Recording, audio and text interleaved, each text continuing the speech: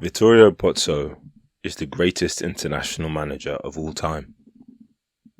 He remains the only manager to have won 2 Men's World Cups, doing so back-to-back with an Olympic gold sandwiched in between for good measure. So, why hasn't his name been hoisted into the pantheon of the greats, alongside Del Bosque, Deschamps or Helmut Schön? Well, Vittorio Pozzo was, of course, not only a valuable instrument of the fascist regime, but a dyed-in-the-wool member of it. Or was he? Contemporary evidence suggests that it might not be so clear-cut. So, to find out what's true, let's explore the life, the successes, the secrets, and the controversial legacy of international football's greatest ever manager, Vittorio Pozzo, in episode 6 of Fascist Football. Roots of a Master. Vittorio Pozzo was born in Turin in 1886, a city at the beating heart of Italy's industrial north. The country was young, still stitching together its regions, languages and loyalties, and football was just beginning to find its place in the fledgling Italian soul. Pozzo was more than just a child of this transformation. He was a student and agent of it. In his early 20s, he spent time in Switzerland, studying and playing for Grasshopper Club Zurich, one of the country's most respected teams. On returning to Turin, he helped found Torino Football Club in 1906, becoming one of its first players. Even then, his instinct wasn't to just join a team, it was to build one from the ground up, to shape a club in his own image.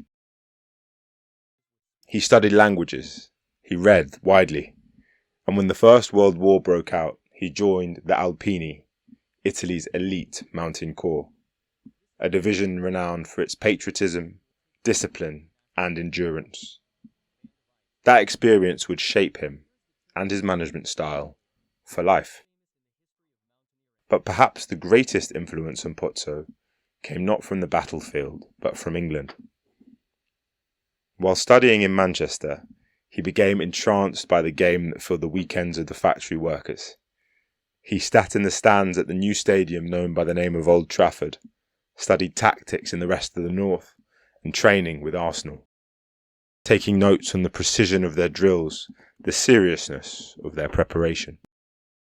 So determined did he become to understand his new home, that although a Catholic, he began attending Anglican services.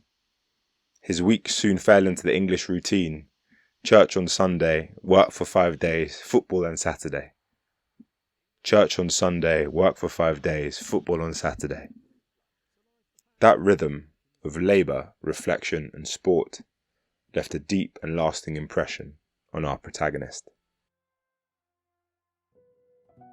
Pozzo returned to Italy with something few of his countrymen had: a clear, structured understanding of football as a science and cultural institution, not merely a pastime.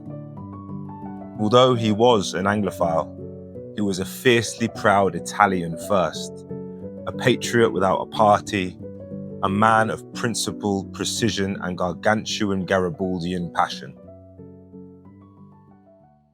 In 1912, he briefly coached Italy at the Olympics. In 1924, he returned. And by 1929, as fascism took hold of the country, Pozzo was handed full control of the national team. The first Italian manager with real, lasting authority. The type of authority one might associate with Alf Ramsey, Arsene Wenger, Trapattoni or Sir Alex. He wasn't chosen by Mussolini, but his mix of order, militaristic discipline and nationalism made him the ideal figurehead for the new Italy. Quiet, commanding, modern. The stage was set. And in 1934, with the World Cup coming to Italy, Pozzo would be asked not to just build a team, but to unite a nation. The cup that had to be won. By the time the World Cup came to Italy in 1934, the regime was no longer finding its feet. It was marching. Double time. Benito Mussolini saw football not simply as a game, but as a stage, a tool for propaganda. The new Italy would showcase itself to the world as disciplined, modern, and victorious. The government poured significant resources into the event. Stadiums were built and modernised. Spectators were offered free or subsidised travel. Posters declared the arrival of a glorious new Italy, one nation under Il Duce, ready to lead Europe. The message was simple. This was Il Duce's cup.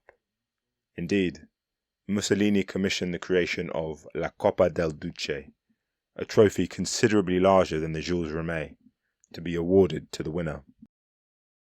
And Pozzo, well, he was caught in the middle. A patriot, not a fascist, but the job was clear. Italy must win. He assembled his squad not just for talent, but for character. Many came from Juventus, the dominant team of the day. He drilled them with military efficiency, demanding not just fitness, but cohesion, total alignment of body and mind. Italy's greatest manager adopted a semi-militaristic approach to the game too. He claimed that he, quote, never lost sight of my players, not even for a minute. Players like Giovanni Ferrari, Luigi Bertolini, and Raimundo Orsi were Pozzo's spine. From Juventus came unity and discipline, from Argentinian-born Orsi, moments of chaos and brilliance, and from the footballing gods Giuseppe Meazza, the now legendary inside forward who would go on to win Player of the Tournament at the 1934 World Cup. Pozzo's genius wasn't finding stars, it was making them function together like celestial clockwork. More than that though, he gave them structure.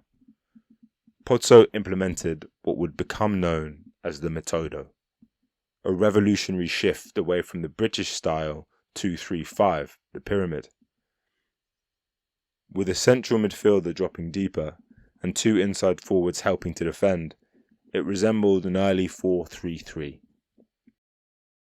It was pragmatic, elegant, and above all, modern. The road to the final was not smooth. Italy required a replay to beat Spain, then edge past Austria in a bruising semi-final. Critics cried foul. Some accused the referees of bias, but Pozzo focused only on results. That quarter-final against Spain was one of the most brutal in World Cup history. Kicks flew, bodies collided, and 3 of Spain's starters missed the replay due to injury. Pozzo's Italy held firm. Midfielder Luis Monti, who had played for Argentina in the 1930 final, now broke up play with ruthless precision. Before the final against Czechoslovakia, Pozzo gathered his players and gave them a speech still remembered today. Quote, "You are not here to play a game, you are here to represent 40 million Italians." End quote. Italy won 2-1 after extra time. Rome erupted. The stadium thundered with cheers. The Duce smiled, victorious.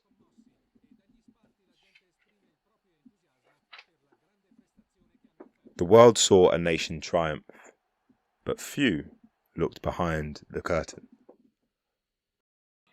Yes, Pozzo had delivered sporting glory, but also, unwittingly or not, an international symbol of fascist success. It was the beginning of a legacy both remarkable and complicated. The salute. 4 years later, Italy arrived in France as reigning champions, and Olympic champions to boot, having won Olympic gold in Berlin 2 years prior. But they didn't arrive alone. The long shadow of fascism came with them. As the Italian players walked onto the pitch for the quarter-final against the host nation, they raised their arms in the Roman salute. The French crowd jeered, loud, long, furious. But Pozzo had prepared for this. He turned to his players and gave a cold, unwavering order. Hold the salute until the whistling stops. The players stood with their arms raised, unblinking, for over a minute. The sound was deafening, but they did not move. It was a moment that symbolized much of what was troubling about the Pozzo era. Pride, discipline, conflict, and propaganda interwoven until they became impossible to untangle.